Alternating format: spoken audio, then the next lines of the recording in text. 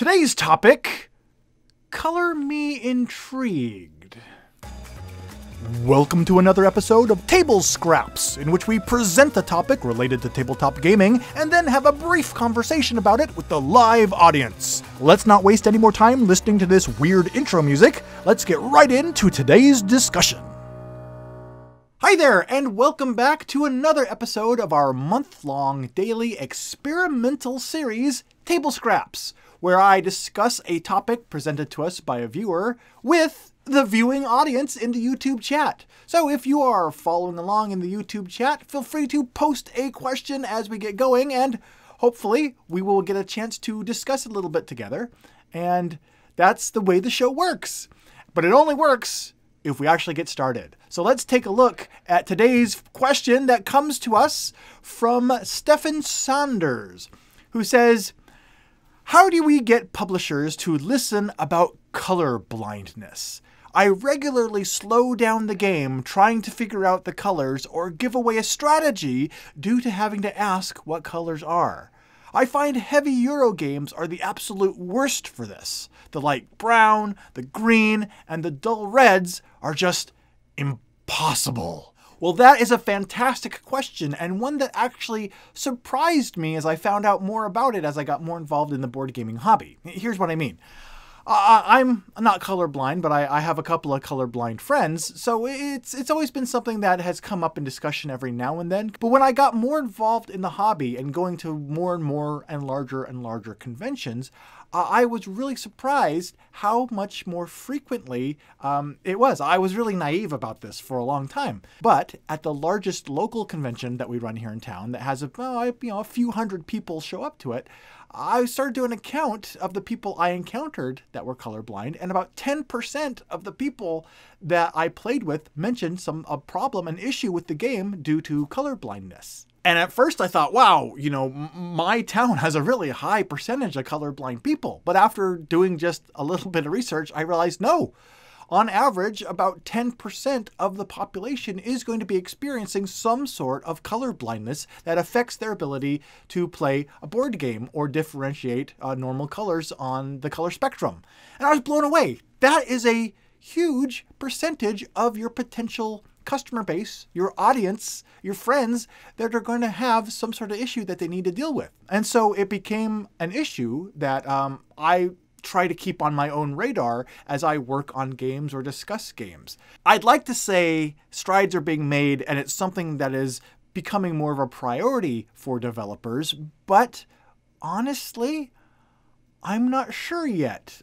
Case in point, I went to the CMON Expo just last weekend. And I was there, and Cool Mini or Not was displaying, like a dozen new games that they had in various states of development. Some of them were like, at press right now, and we're going to be on the boat coming over in just a few weeks. And some of them were very early prototypes.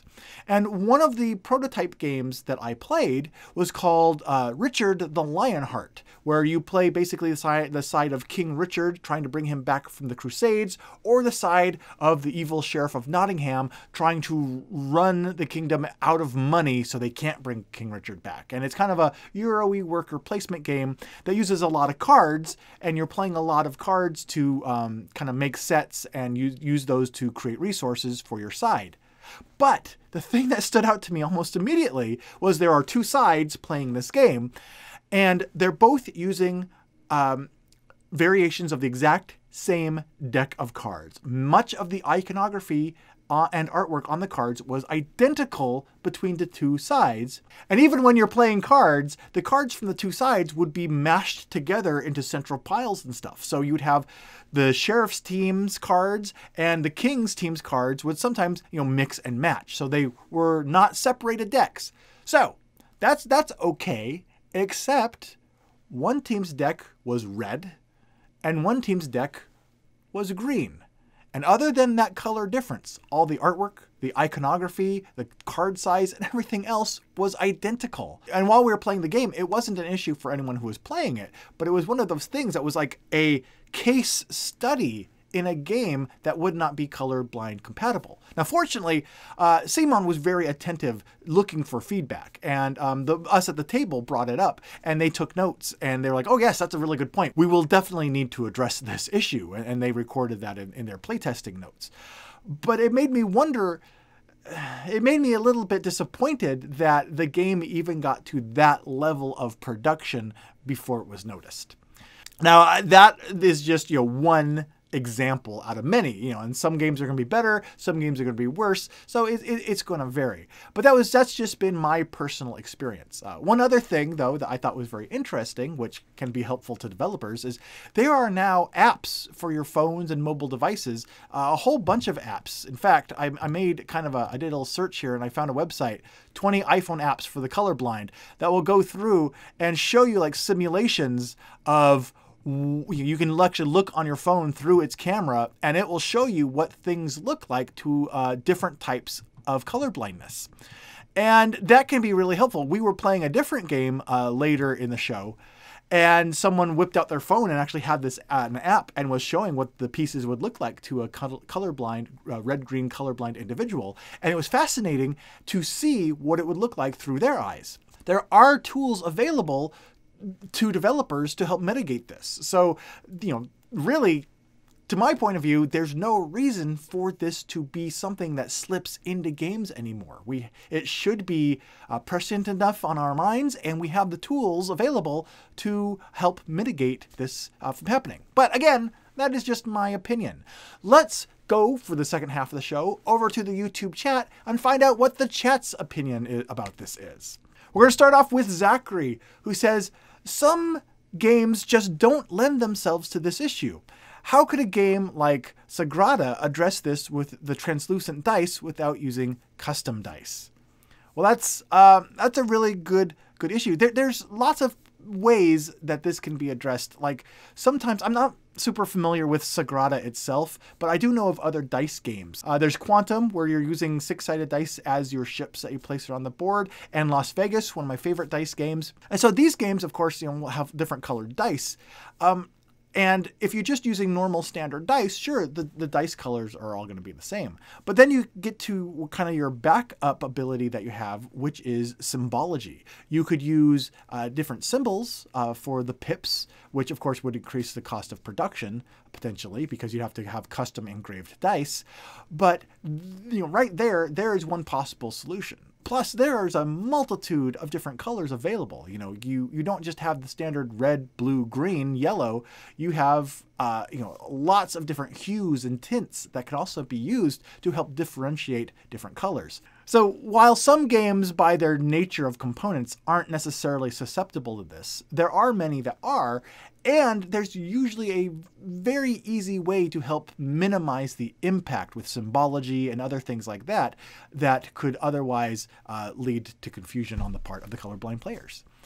Let's go to Stephen Sanders, who says, one main issue with making games colorblind friendly is the fact that there are very many different types of color blindness. And that's a really good point, and that's something I wasn't aware of for a very long time. That's one of the things that's nice about these apps, is they actually will show you they will have a screen for multiple different types of color blindness. So you can see what the standard, red-green color blindness might be. There's also, I believe, red-green-blue.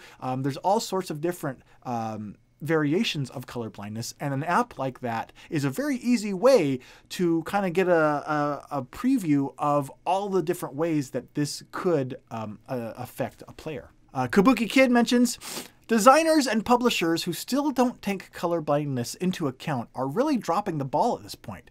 How do they not learn from feedback or even play testing for future releases? I agree, absolutely. I mean, that kind of restates exactly my point that I started the show off with. So I totally agree. I don't see how this could be something that isn't already on their radar, especially with the increased popularity that board games are experiencing. So hopefully it's something that soon gets people's attention.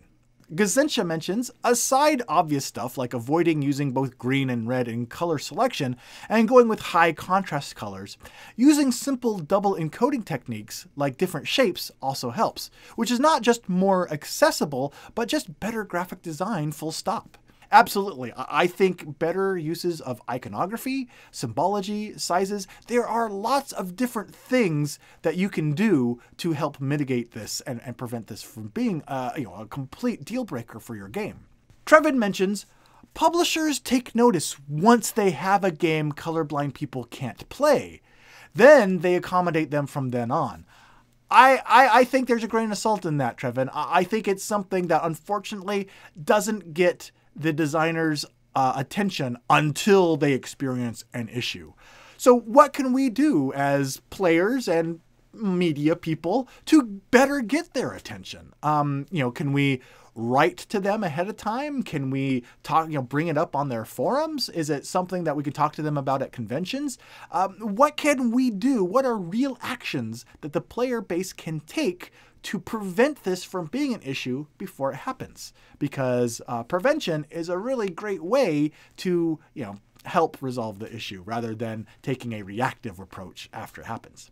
I would welcome any suggestions in the comments, and I would be happy to pass those as suggestions along whenever I am around people in the industry that may benefit from that information. Because it's an issue that it doesn't affect me personally, but I've seen it affect a lot of the people that I play with, and it's really frustrating. And so let me know what we can do. In the meantime, let's go to another comment. This comment being from Christian, who says, I love the new component upgrade packs from MeepleSource for Catan and Money. They fix some of the issues.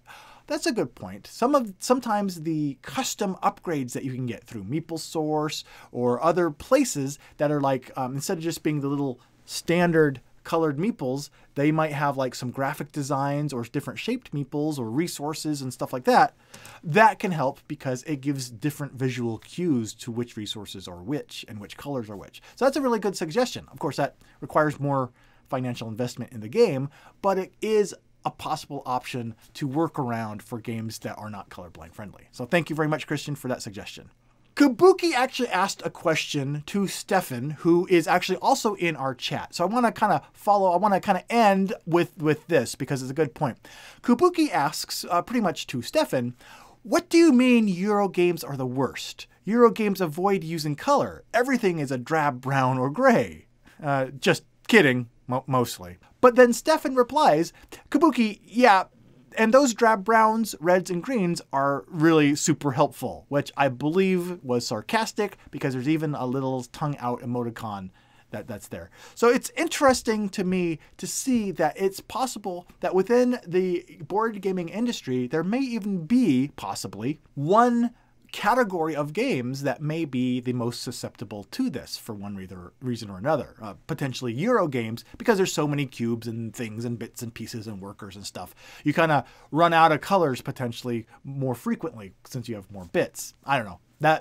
There might be something to that. That might just be a bunch of beans. Let me know what you think, though, in the comments below. Do you think that there's a category of board games that is more susceptible to being not colorblind compatible? Are you colorblind, and what kind of color blindness affects you, and how does that affect your ability to play board games?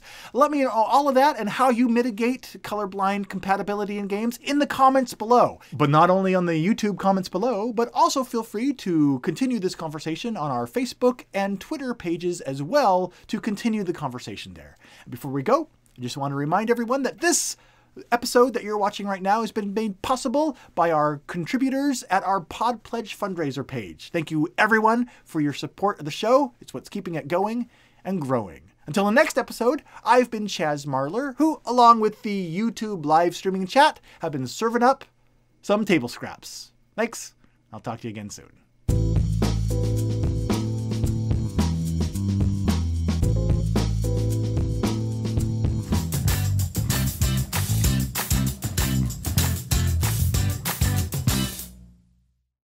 And intro music, blah, blah, blah, blah, blah, blah, blah. And it's awesome, and we're happy, and we're singing, doing backflips, and then we start the show. Hi. My wonderful Windows computer just said, restart required. No, I do not want to restart now. I'm in the middle of something, Windows. Thank you, Windows. Restart later, please. If the live stream suddenly stops, it's because Windows decided now is an excellent time to restart my computer. So, awesome.